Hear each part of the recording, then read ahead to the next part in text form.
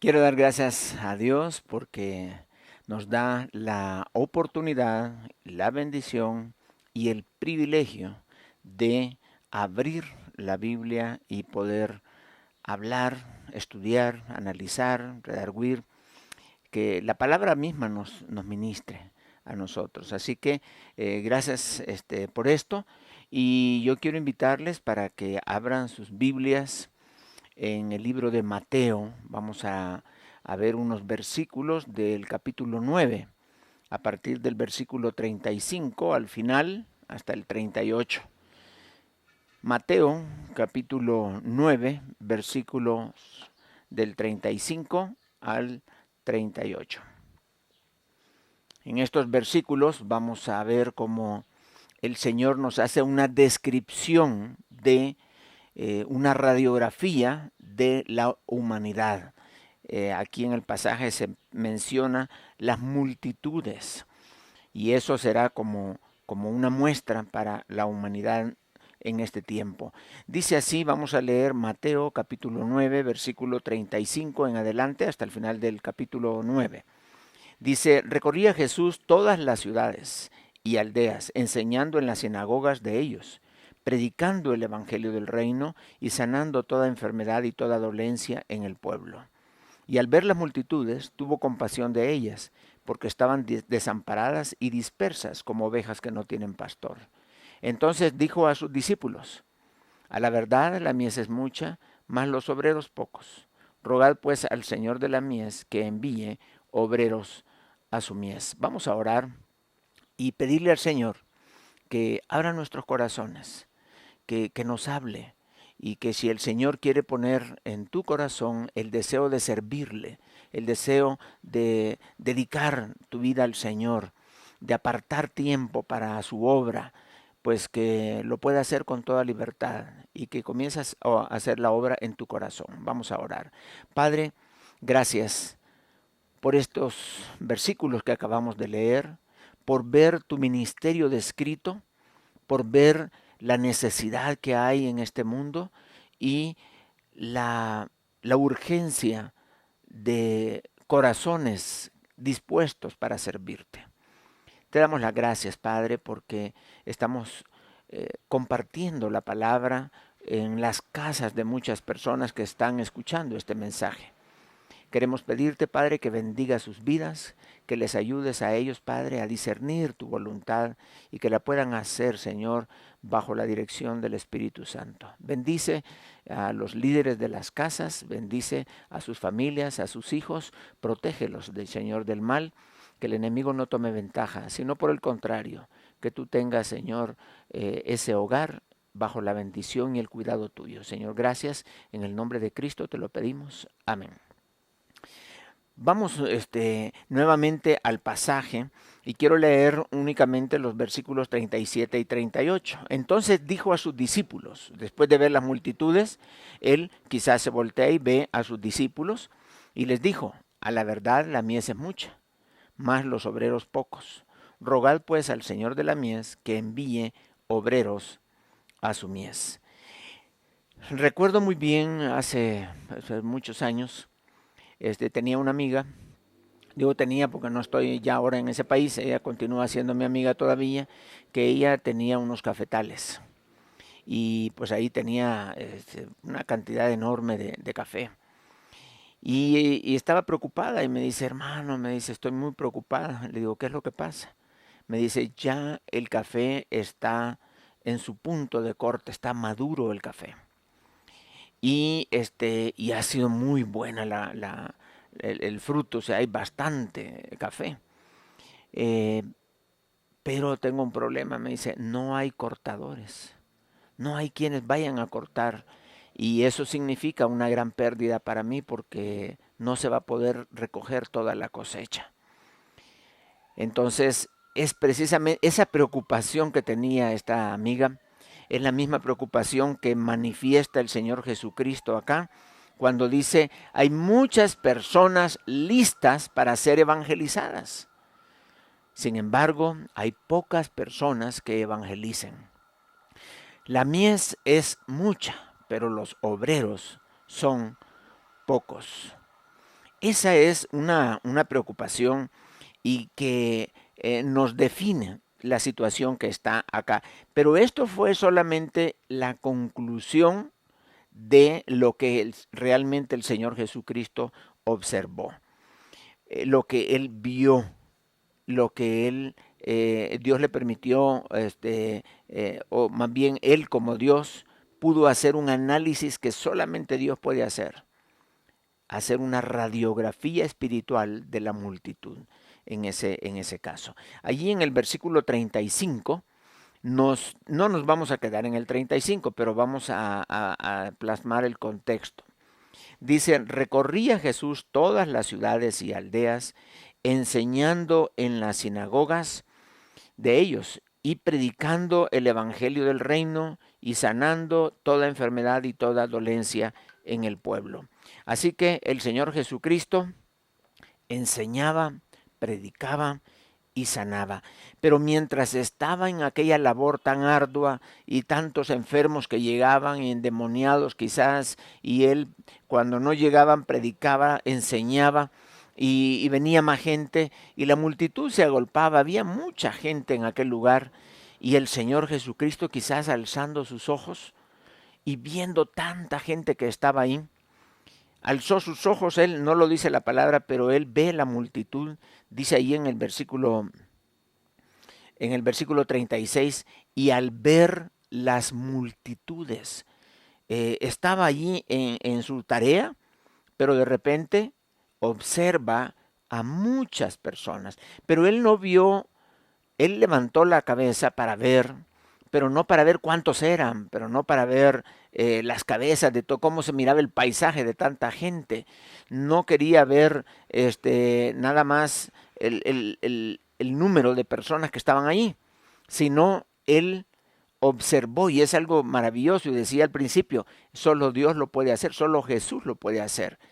Él vio y sacó una radiografía espiritual de aquella multitud, que vino a ser una muestra de lo que son ahora lo que son las multitudes o lo que es la humanidad en estos días.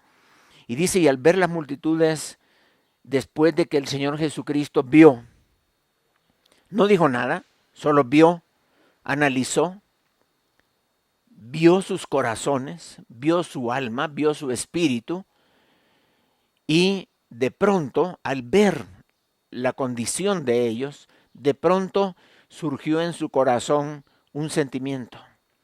Y dice la palabra de Dios que al ver las multitudes tuvo compasión de ellas. Tuvo compasión de las multitudes. Que me encanta esto, cómo reacciona Jesús a la necesidad del pueblo. Dios reacciona ante una necesidad.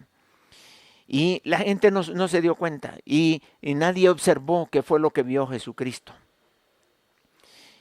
El pasaje sí nos lo muestra, el Espíritu Santo sí nos lo dice aquí, que qué fue lo que él observó.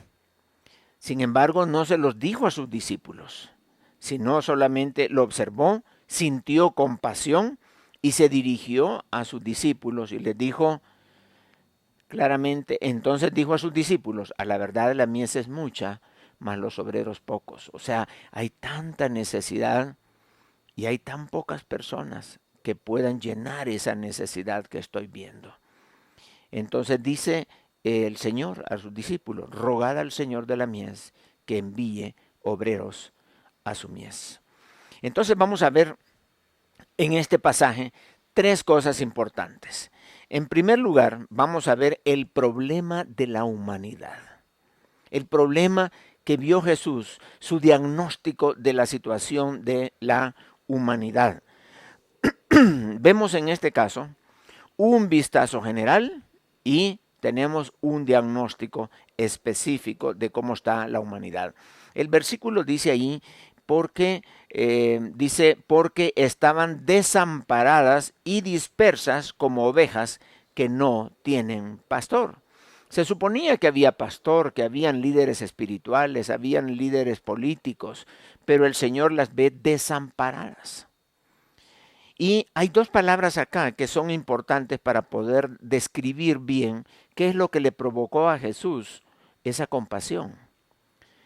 La compasión es, es un sentimiento de ver la necesidad de otro que no puede ser satisfecha y el Señor siente esa compasión. Pero la compasión le lleva a Jesús a la misericordia. Acá no se ve la misericordia todavía, ya la vamos a ver más adelante, cuál es la misericordia. Pero la compasión es la que lo mueve a él a buscar una solución. Y la solución sería la misericordia. Yo puedo tener una compasión por una persona, sentirme mal por una persona y llegar hasta ahí nada más.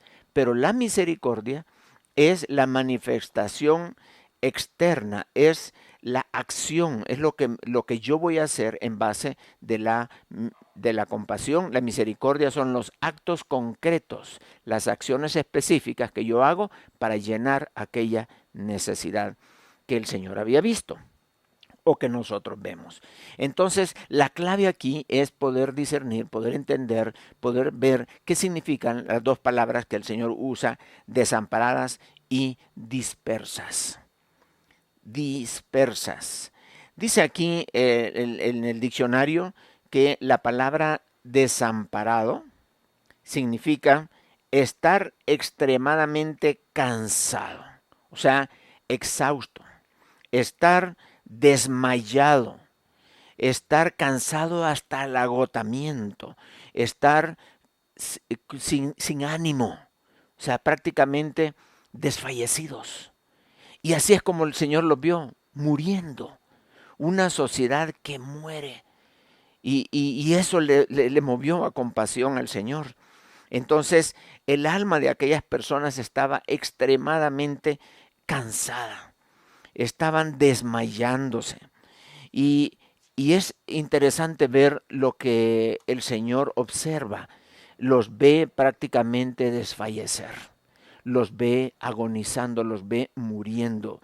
Viven una sociedad que vive creyendo cosas que no les satisfacen, viviendo valores que son relativos, que no complacen, buscando soluciones que no encuentran, buscando soluciones, lo único que encuentran son desánimos. No hay una respuesta.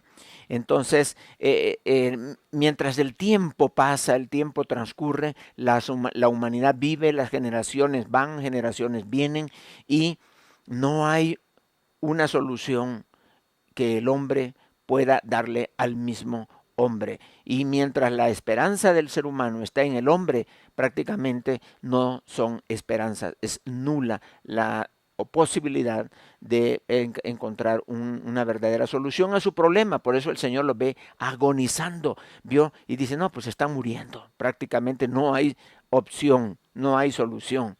Entonces, es interesante que a través del tiempo, el ser humano ha dejado conocimiento, pero no ha dejado una solución para poder salvar el alma del hombre, para poder solucionar el verdadero problema. Ya vamos a ver por qué el Señor llega a esta conclusión. Y si podemos ver los siglos y cómo el hombre ha puesto nombre. Yo no sabía, pero estaba investigando que los siglos, a todos los siglos, el hombre les pone nombres. Por ejemplo, el siglo XVII, el hombre le puso el siglo de la luz. Por lo que sucede, ¿no? Las características mayores que suceden en ese siglo, pues por eso le ponen un nombre. El siglo XVIII fue llamado el siglo de la razón. El siglo XIX fue llamado el siglo del progreso. Y el siglo XX, que es el siglo pasado, que se supone que si aquel fue el del progreso, imagínense el siglo XX, donde hubieron surgen tantas cosas tecnológicas, la computadora, el televisor y bueno, un montón de cosas que surgieron, todo lo eléctrico, todo lo electrónico, las generaciones que fueron desarrollando los sistemas eléctricos, en fin, tantos avances en la medicina, tantos avances en la tecnología, tantos avances aún en el área espacial, etcétera. ¿Saben cómo se llamó ese siglo? Se llamó el siglo de la ansiedad.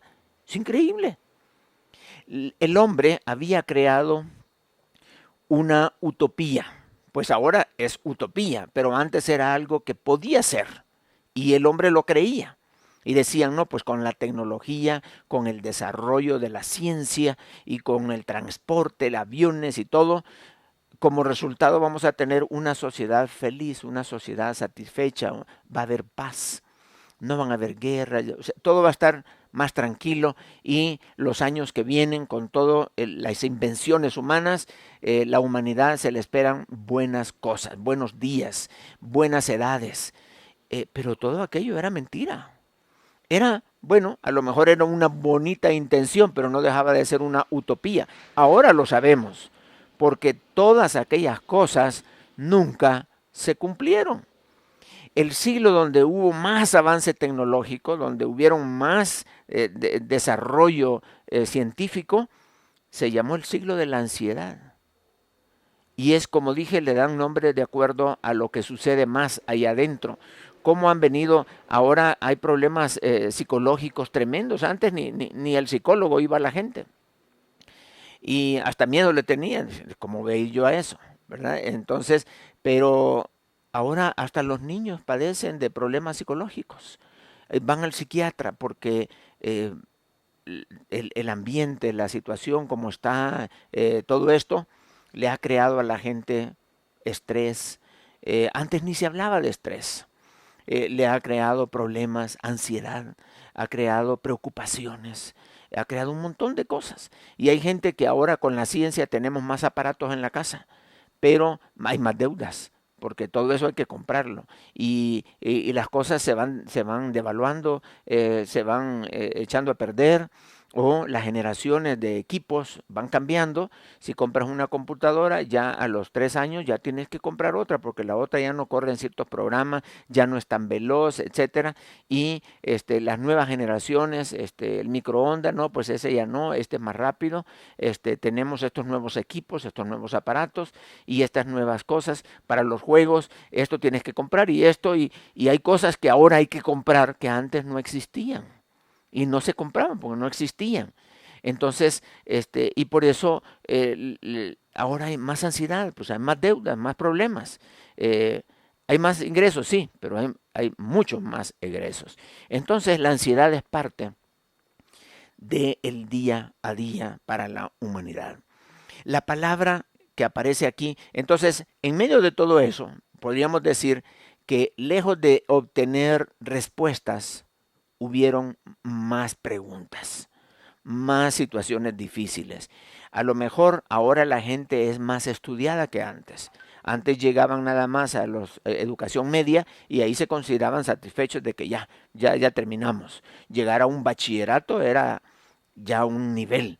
Ahora no, ahora puedes tener una profesión, una ingeniería, una licenciatura y ya necesitas sacar una maestría, un posgrado, un doctorado para poder llegar a ser alguien, porque lo que pasa es que se ha tenido ahora más títulos, pero hay menos sabiduría.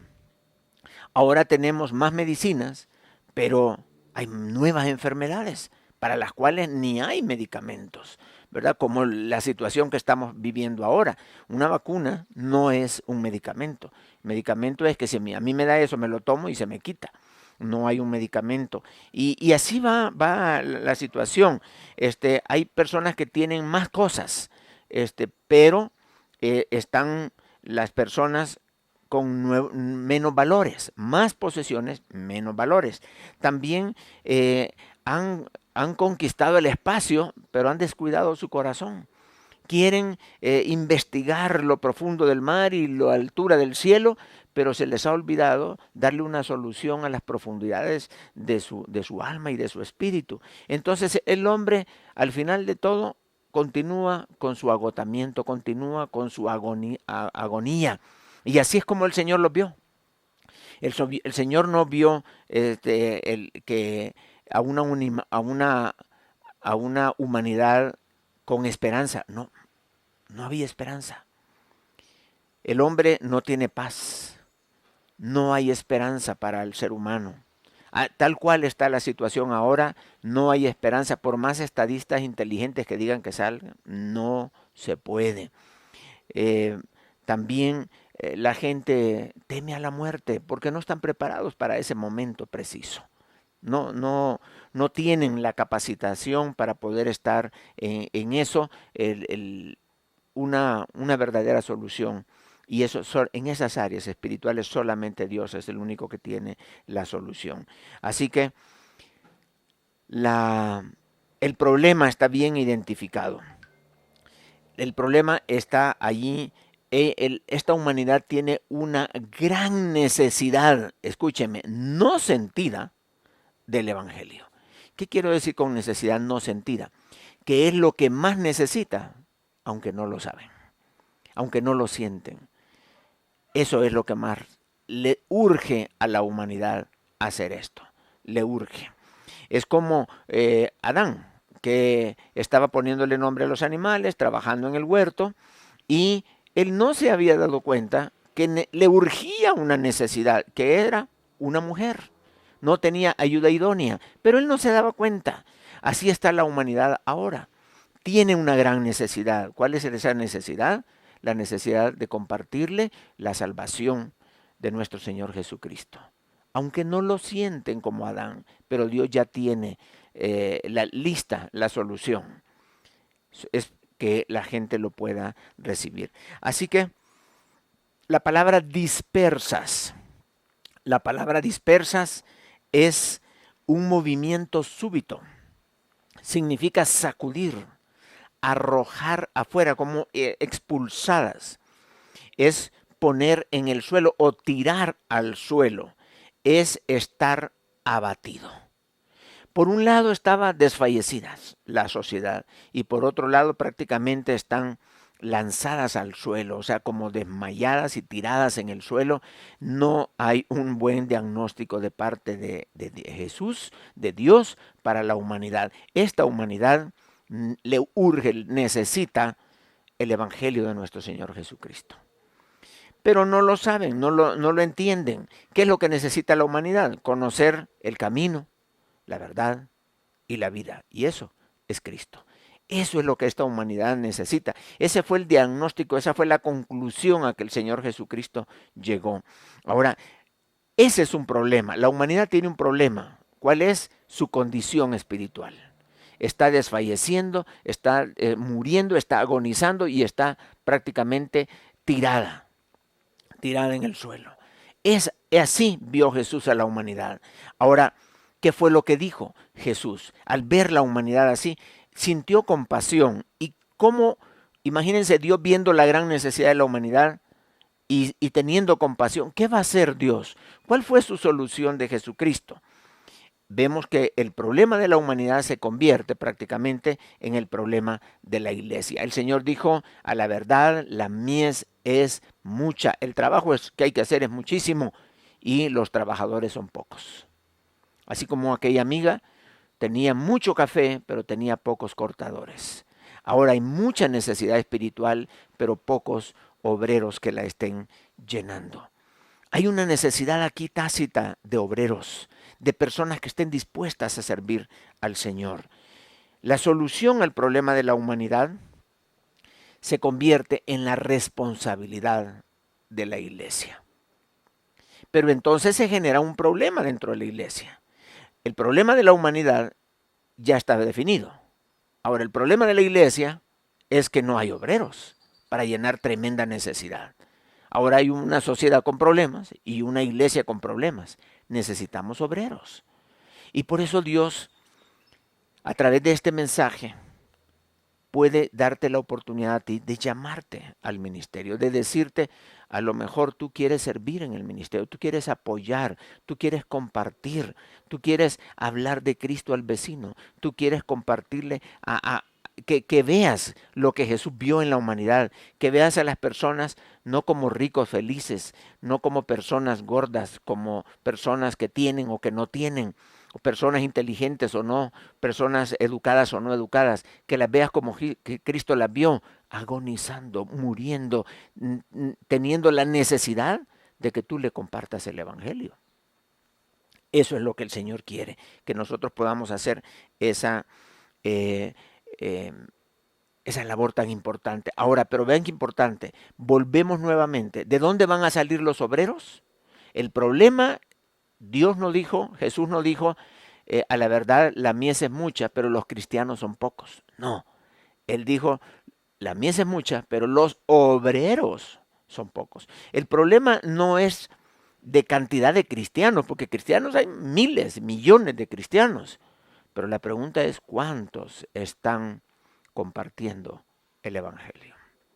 ¿Cuántos están siendo llamados al ministerio para dedicarse, para formar un ejército de personas que estén motivándose para compartir el Evangelio? Ahora, el problema no es evangelismo, porque si fuera evangelismo, entonces pongamos una avioneta que hable de Cristo y la radio que predique un mensaje y llevar a la gente para una decisión. Pero ese no es el problema. Lo que tenemos que hacer es formar discípulos, hacer discípulos. Y por eso el Señor nos pidió, por tanto, ir y hacer discípulos. Hacer discípulos. ¿Por qué? De esos discípulos que hemos formado, de ahí el Señor va a levantar obreros. Pero no va a levantar un obrero de alguien que ni sabe ni cómo orar, ni cómo leer la Biblia, ni que hay Antiguo ni Nuevo Testamento, ni que hay gracia, no sabe. No sabe. Entonces, tenemos que hacer discípulos. Las iglesias tenemos que estar formando personas, enseñando la palabra, predicando todo el consejo de Dios, enseñando la palabra. Entonces, eso es lo necesario, eso es lo importante. Al ver la condición de la humanidad, el Señor dice, hacen falta obreros. ¿Cuál va a ser nuestra reacción? ¿Qué va a suceder? Ahora, lo que sucede es lo siguiente. El Señor Jesucristo no dudó en dar un diagnóstico de la sociedad. ¿Por qué? Porque ahora hay como soluciones dispersas. Ahora la gente piensa que el problema de la humanidad es el calentamiento global. Ese es el problema de la humanidad. Otros dicen, no, el problema de la humanidad son las guerras. El problema de la humanidad es la pobreza. Otros dicen, no, es la distribución de las riquezas. Otros dicen, no, es el alimento. Hay mucha gente que está muriendo de hambre. Sí está muriendo de hambre, pero Jesucristo no dijo que ese era el problema. El problema de la humanidad es el vestido, no. El calzado, no. La vivienda, no. El problema no es la educación. Hubo una reunión en Ginebra hace muchos años y se reunieron estadistas y personas muy importantes a nivel mundial para evaluar el problema de la humanidad. Vean, exactamente lo mismo que el Señor Jesucristo vio.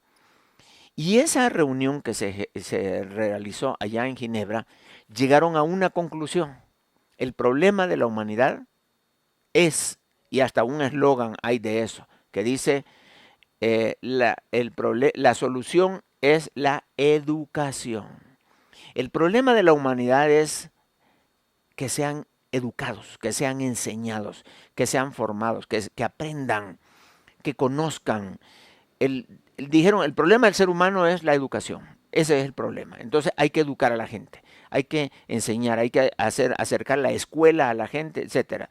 Óigame, allí en Cuba, la educación es increíble. Cualquier persona casi es un ingeniero, es un abogado, es un profesional. Cualquier persona es un profesional. Pero no tienen ni para comer. De manera que la solución no es la educación, porque hay gente muy educada manejando un taxi, muy educados, pero dicen que cortando el cabello ganan más que ejerciendo su profesión. Qué triste es eso. Y allí vemos una vez más, la educación no es la solución. Jesucristo no hubo una reunión, una convención, Él dijo, este es el problema de la humanidad.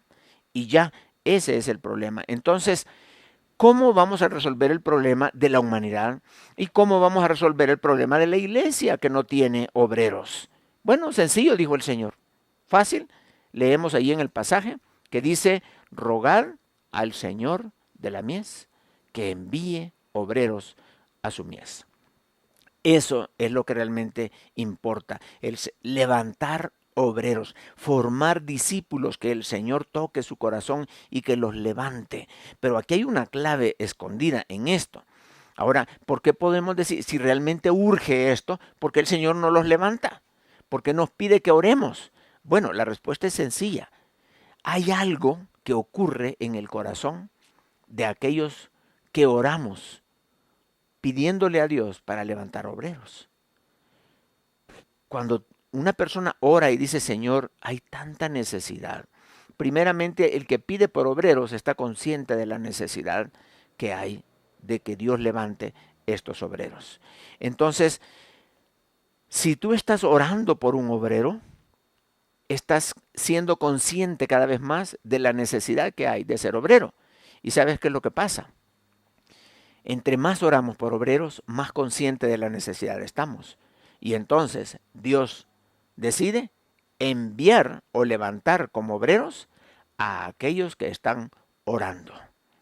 Así los levanta. Yo me acuerdo que cuando comencé mi caminar en Cristo, yo tuve la visión en mi corazón de orar para que el Señor mande misioneros, que levante pastores, que levante obreros, que levante personas, que tomen en serio el Evangelio y que prediquen, que levante personas, que levanten iglesias, que se abran, que el Evangelio crezca, que hayan líderes.